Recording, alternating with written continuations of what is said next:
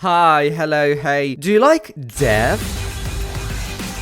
No? Yes, you play ADC? Then of course you do. I do. I love this shit. You farm under tower, death. You're rotating mid, death. You get out of spawn, death. This role just attracts death. I swear to fucking god, this is 80% of ADC games. You queue up ADC, you win your lane, you go 5-0, 4 people come bot, you die once, game's over. It's this fucking flowchart every single time. Is your support 12? If yes, you lose. If not, does the enemy team have champions? If yes, you lose. Am I exaggerating? No, that's how it feels most of the time. I really enjoy ADC mechanics, but playing this shit is depressing. One must imagine the ADC player happy. No, I'm not saying you can't climb as an ADC player. That's simply not true. If you get good at the role and play Kai'Sa and/or Ezreal, you could very much climb the ranks. There's 18 ADC mains in the Korean top 100 players that play Kai'Sa and/or Ezreal. Meaning, if you despise yourself enough to go through all that bullshit, you can hit any rank you wish, as long as you play Kai'Sa and/or Ezreal. Good luck to you, lad. Get out there and become the next Gumayusi. Just know that while you're learning on matchups and positioning, some barely fucking sentient 12-year-old Warwick main is already on a 15-game win streak. But yeah, mate, go for it. But before you queue up, here's a list of characters that make you non-existent in most contexts. So first is the God is Good tier. You can enjoy the game for a while. Then the Prey tier. You have a slight chance of survival if your deity of choice is wanking his divine rod and you're lucky enough to be blessed by his holy cum shot.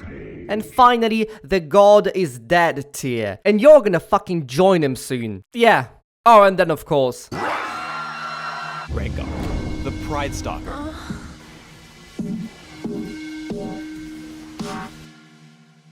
Rengar is one-shotting every champion this game.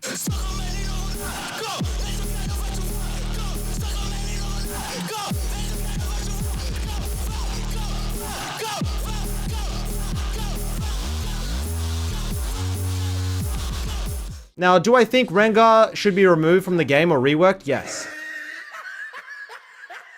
Now, just a little preface, a little note. While the inbred cat is a fucking demon, he's also not quite easy to play. I played around 10 games and sacrificed around 213 LP. 213! Just, I'm gonna display this number for another 5 seconds. Just fucking look at it in silence. And while obviously every single game my team still consisted of 4 mouth-breathing imbeciles, in this case, I am pretty sure I was a part of the gang. I was a part of the tribe, not the mouth-breathing part. I mean the imbeciles tribe. I breathe through my nose, that's what it's there for. And I use my diaphragm. By the way, if you don't fucking breathe through your diaphragm, you are going to die.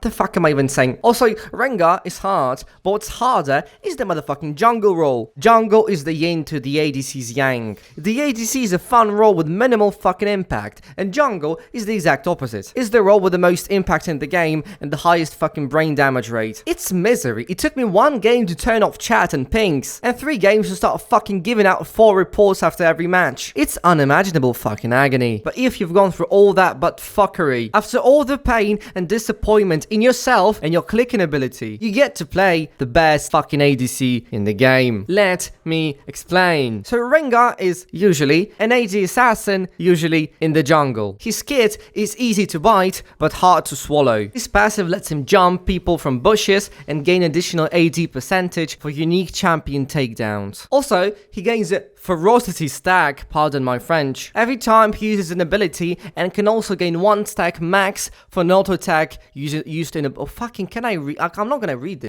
Can also gain 1 stack for an auto attack used in a bush or jumping from a bush. At 4 stacks, he gets to use an empowered version of one of his basic abilities. His Q makes his next auto attack deal the big damage, and also speeds up the auto attack after the big damage. The empowered version deals more big damage. His W makes him ejaculate and deal AoE magic damage around him. And he also stores some percent of the damage dealt to him in the last 1.5 seconds in grey health, and Rengar recovers that health after using he has W. His empowered W deals more damage and also cleanses him. His E throws a bola, Egel, yes, that damage deals and the first enemy hit slows. The empowered version also rules the target. Wow. His ultimate ability speeds up the fucker and after a few seconds makes him camouflaged. And also, it allows him to jump a wanker even when not in a bush. So his kit is rather simple but takes some thinking to use properly. But then Rengar gets to touch. So first of all, this twat can literally 1v1 the majority of the roster level 3. Which, yeah, as you would expect, does make him scary to randomly discover watching you from the bush, naked.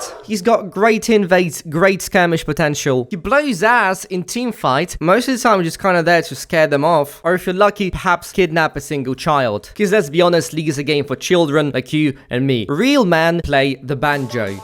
So yeah, it's usually one pick, some wank out of position, and you probably will fucking die afterwards. But he still has a lot of impact on the game, like most junglers, except Rengar actually has some agency even against laners with higher levels than him. So he does have quite the fucking carry potential that I wasn't able to utilize yet. But if you really get good at Rengar, well, this Swedish Rengar psycho is literally physically assaulting in-game Korean players with 80% win rate in Korean Challenger. Meaning that at the highest level of mastery, this just deletes everything and everyone from the game. And through watching this man and lobotomizing myself, I kind of realized that Rengar is like literally the best ADC in the game. ADC, attack damage carry. Rengar is an attack damage carry that is hard to learn and requires blood to get going. But once he's going, good luck fucking stopping this bitch. Except most ADCs measure the damage in DPS, damage per second, where Rengar measures it in DPS,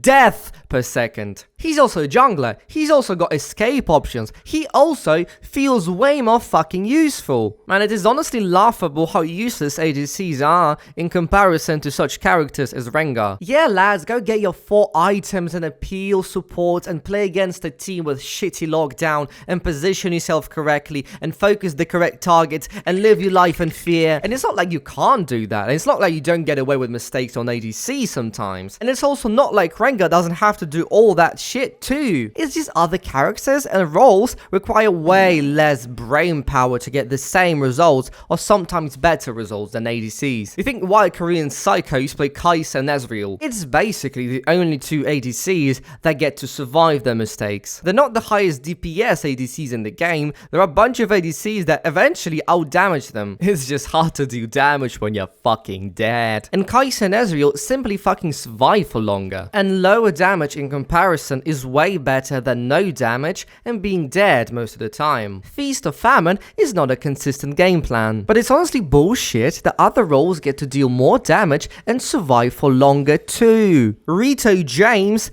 buff ADCs please. Hashtag pro ADC, hashtag marksman lives matter. And I know that pro players will fucking shit their pants if ADCs get their Gale Force back.